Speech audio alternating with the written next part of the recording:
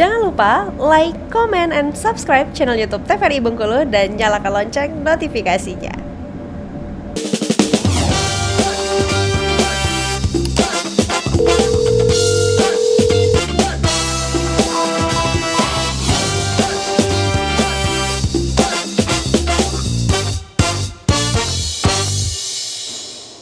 Oke, baik pemirsa, terima kasih Anda kembali menyaksikan Dokter Hito. Hari ini masih dengan tema kita membahas mengenai penyakit lupus.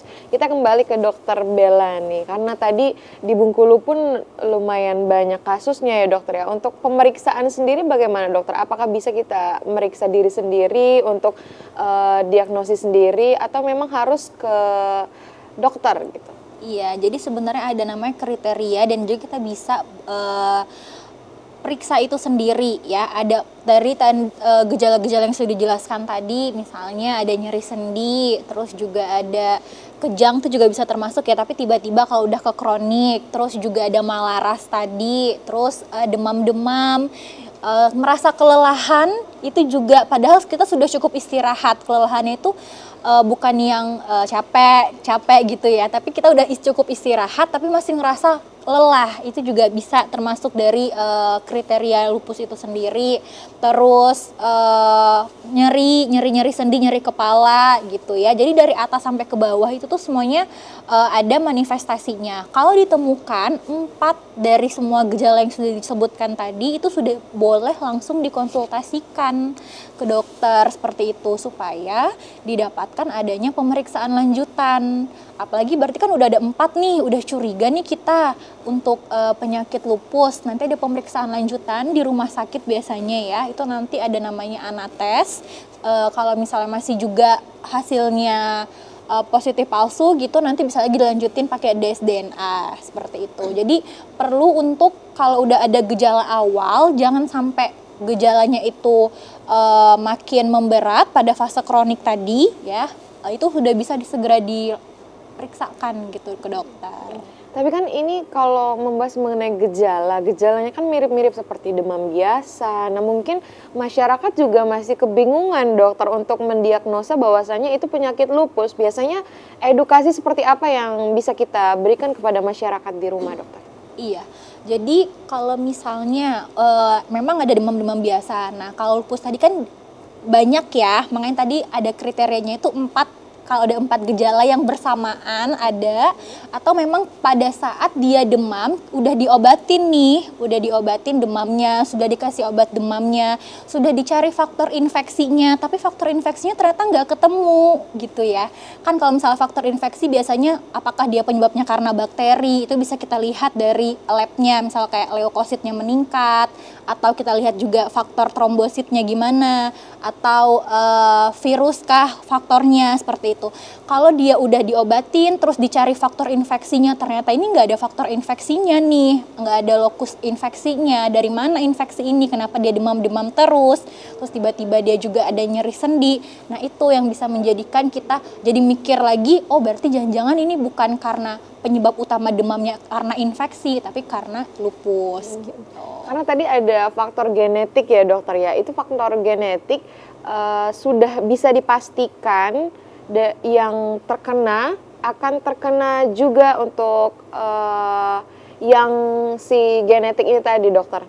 Si anaknya gitu ya. Iya, si anaknya. Ya, kalau faktor genetik itu kan faktor risiko ya. Jadi nggak mesti harus semua orang yang menderita nanti anaknya pasti akan terkena juga. Tapi anaknya itu dia bakal lebih beresiko terkena kalau misalnya dia ditambah faktor-faktor lain, sering kena sinar UV, nggak pakai tabir surya, ada stres, terus dia konsumsi obat terus-menerus yang berhenti tiba-tiba kayak gitu. Tapi dia memang punya faktor riwayat akan bisa juga lebih meningkat dibandingkan orang yang nggak punya riwayat keluarganya gitu.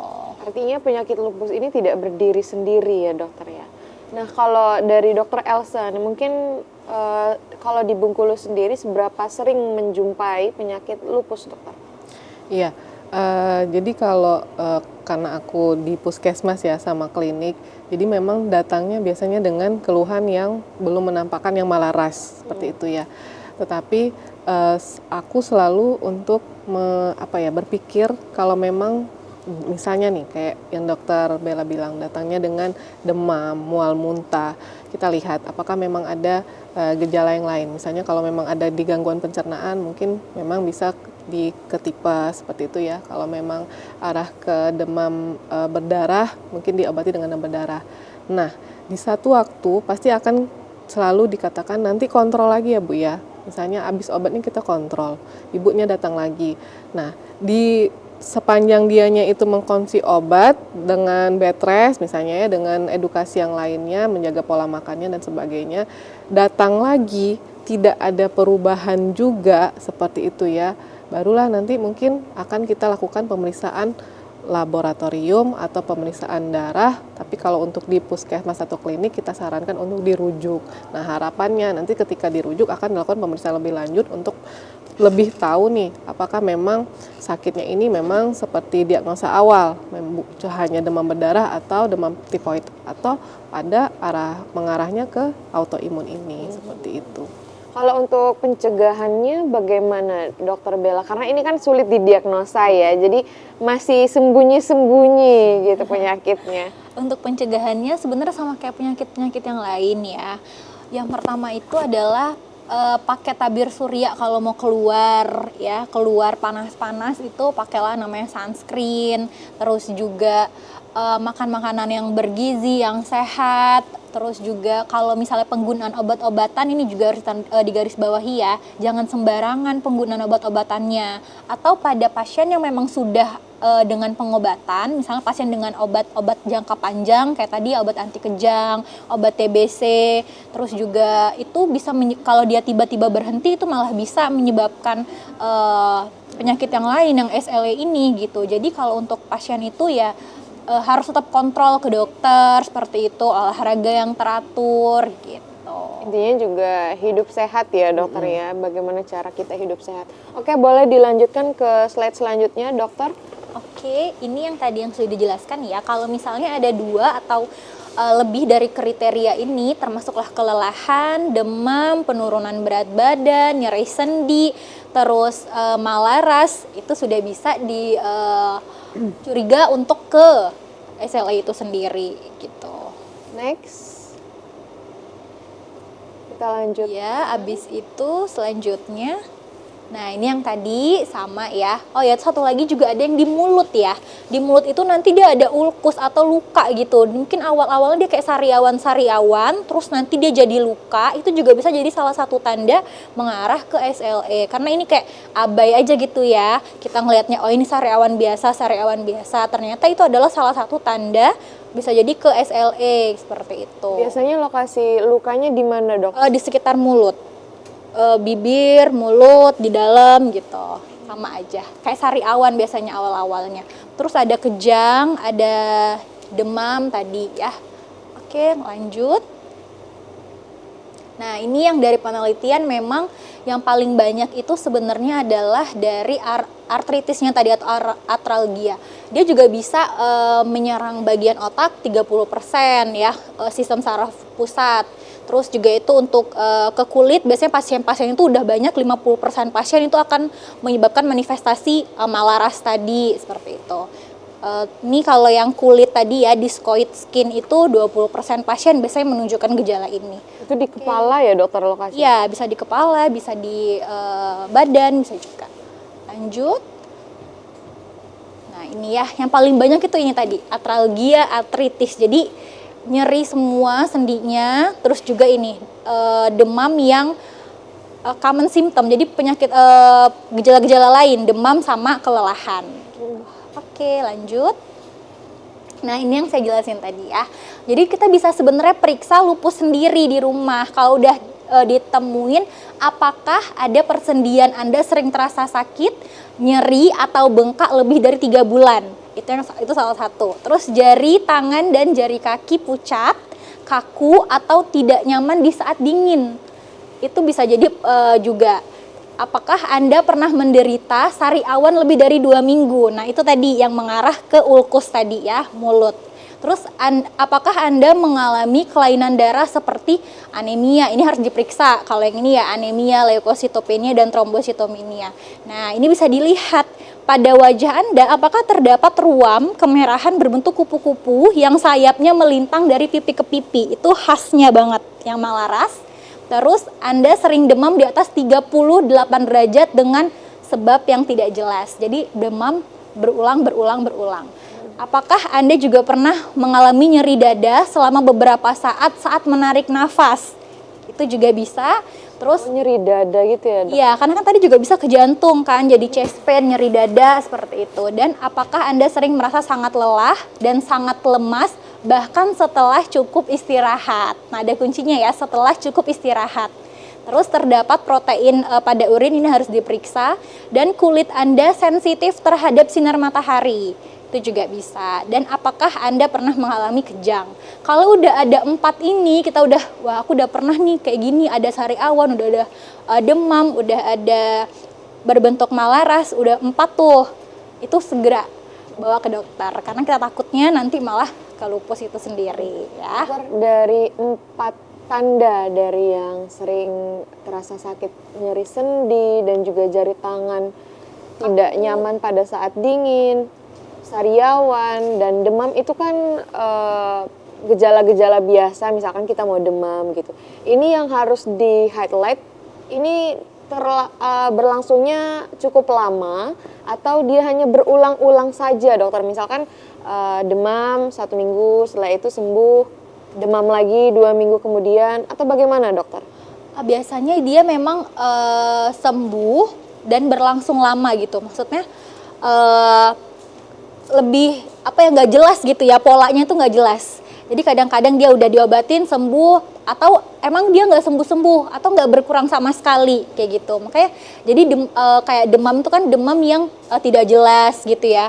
Kadang-kadang dia udah minum paracetamol turun, terus nanti demam lagi kayak gitu. Jadi tergantung kalau itu dari pasiennya. Tergantung dari imun. Iya, dari imunnya seperti itu. Oke, lanjut. Ini ya tata laksananya, olahraga teratur, makan makanan seimbang, hindari paparan langsung dari sinar matahari, kontrol rutin yang paling penting, dan hindari asap rokok karena juga menjadi faktor predisposisinya tadi. Terus faktor untuk farmakologinya, ini penggunaan obat-obatan di sini itu harus dengan resep dokter ya. Dan obat-obatan farmakologi dari lupus ini sendiri itu memang pengobatannya sangat lumayan lama. Dan harus kontrol juga, jadi untuk dosisnya sendiri itu memang harus nggak boleh asal-asal stop sendiri, nggak boleh asal-asal berhenti sendiri, nggak boleh menurunkan dosis sendiri. Jadi memang benar-benar ada diturunkan secara perlahan, seperti sampai gejalanya itu istilahnya menghilang atau manifestasinya menghilang. Walaupun kita bisa mendiagnosis sendiri ya, dokter, ya. Betul, betul. Gitu ya. Kalau kita tahu ini udah ada gejalanya, periksakan untuk pengobatannya, jangan coba-coba untuk beli obat sendiri ya. Gitu. Oke, lanjut. Ini ya, pemeriksaan secara teratur, pola hidup sehat sama. Lanjut. Jangan sampai terjadi komplikasi ya. Komplikasinya itu bisa banyak merusak organ. Jadi lupus itu walaupun tadi gejalanya kayak sepele, demam, lemah, ternyata dia bisa menyebabkan kerusakan organ. Kalau sudah sampai kerusakan organ, udah ada kegagalan organ, misalnya hatinya aja misalnya udah rusak, atau jantungnya aja yang terjadi kegagalan organ, bisa menyebabkan kematian, malah lebih parah seperti itu. Dan pengobatannya pun jadi nggak cuma ngobatin lupusnya aja, tapi juga mengobati kerusakan organnya ini, seperti itu. Terus bisa juga membuat gangguan kesehatan mental, gangguan pada ibu-ibu hamil, itu lupus juga bisa. Makanya ibu-ibu hamil juga tetap harus konsul, selain konsul ke untuk bayinya juga nanti, dan pengobatan dari lupusnya. Dan juga bisa menyebabkan infeksi yang malah jadi sistemik gitu, infeksi yang menyeluruh nanti. Kalau udah berat, infeksinya sudah seluruh tubuh, itulah yang bisa menyebabkan juga kematian gitu. Oke, cukup Dokter Bella, silakan duduk juga. Nah, untuk closing statement nih, mungkin dari Dokter Elsa terlebih dahulu. Ini kan tadi banyak spekulasi dari masyarakat yang mengatakan bahwasanya penyakit lupus ini merupakan kutukan, dan juga tadi saya mendapatkan informasi bahwasanya yang terjangkit penyakit lupus tidak bisa hamil, dokter. Tolong diluruskan, dokter. Oke, jadi sebenarnya apapun itu penyakit autoimun ya. Jadi kalau udah kita bahas hari ini, jangan ada lagi kata-kata ke orang lain yang mengalami pasien lupus ini adalah kutukan ya. Karena orang-orang lupus ini butuh dukungan sebenarnya, butuh dukungan dari kita semua, karena yang disampaikan tadi dia long treatment sama long evaluation. Jadi dia punya berapa tahap waktu untuk dianya untuk bisa sembuh seperti itu ya, bisa sembuh untuk bisa terkontrol lupusnya. Jadi jangan ada lagi yang mengatakan bahwa lupus ini adalah penyakit kutukan, karena sudah jelas memang dia autoimun, jadi memang dia menyerang semua organ-organ, bisa bermanifestasi banyak hal seperti itu. Kalau untuk yang gangguan hamil, dokter? Kalau gangguan hamil sebenarnya dia karena autoimun, jadi orang-orang dengan autoimun memang harus ketat untuk pemeriksaan untuk dianya hamil lagi, karena autoimun tadi sekali lagi dia menyerang tubuhnya sendiri, jadi ditakuti dengan nanti adanya calon bayi tadi. Jadi untuk orang-orang hamil itu dalam masa kehamilan itu dianggap dianya itu adalah sesuatu yang asing lagi baginya ya.